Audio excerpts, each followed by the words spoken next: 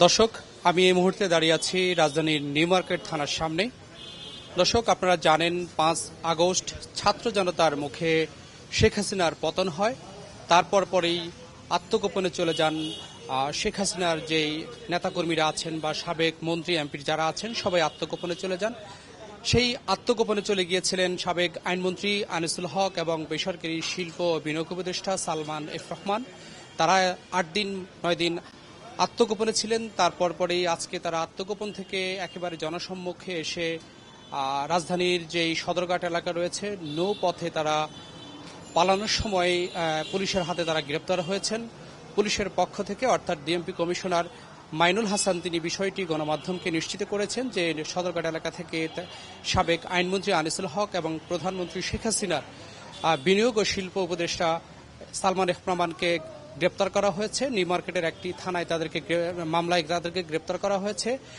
আপনারা জানেন যে 16ই জুলাই যেই রাজধানী নিউ মার্কেট এলাকায় ছাত্র জনতার যে বিক্ষোভ হয়েছিল সেখানে 2 জন নিহত হয়েছিল। তারপর পরে মামলা হয়েছিল, সেই মামলার ইন্ধনদাতা হিসাবে তাদেরকে গ্রেপ্তার দেখানো হয়েছে এবং তাদেরকে এখন পর্যন্ত থানায় আনা হয়নি। তাদেরকে আজকে থানায় আনা হবে কিনা সেজন্য গণমাধ্যম কর্মীরা আমরা অপেক্ষা করছি।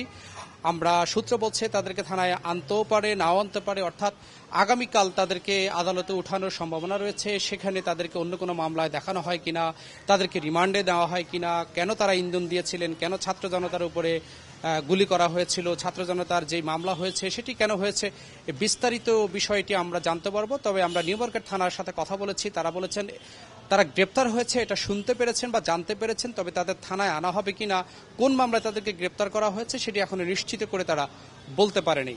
যখন তাদেরকে আগামীকাল কোর্টে উঠানো হবে তখন হয়তো গণমাধ্যম কর্মীরা, রাষ্ট্রপক্ষের যে আইনজীবী থাকবেন অথবা আনিসুল হক এবং সালমান এফ রহমান তাদের যে আইনজীবী থাকবেন তারা হয়তো সে বিষয়টি একেবারে খোলাসা হবে। তারা কোথায় আত্মগোপনে ছিলেন, কিভাবে তারা আত্মগোপন থেকে জনসম্মুখে এসেছেন, সদরঘাটে তারা কিভাবে গিয়েছেন, কি সিএনজিতে গিয়েছেন না প্রাইভেট কারে গিয়েছেন না বাসে গিয়েছেন না রিকশায় গিয়েছেন, কোনভাবে গিয়েছেন সবকিছু খোলাসা হবে। দর্শক, এই ছিল আমার কাছে একেবারে নিউ মার্কেট থানা এলাকার সবশেষ তথ্য। এরপরে যদি সালমান এফ রহমান এবং সাবেক আইনমন্ত্রীর কোনো তথ্য বা তাদেরকে থানায় নিয়ে আসা হয় সে বিষয়ে আমরা বাংলা ভিশনের দর্শকদেরকে বিস্তারিত জানিয়ে দেওয়ার চেষ্টা করব।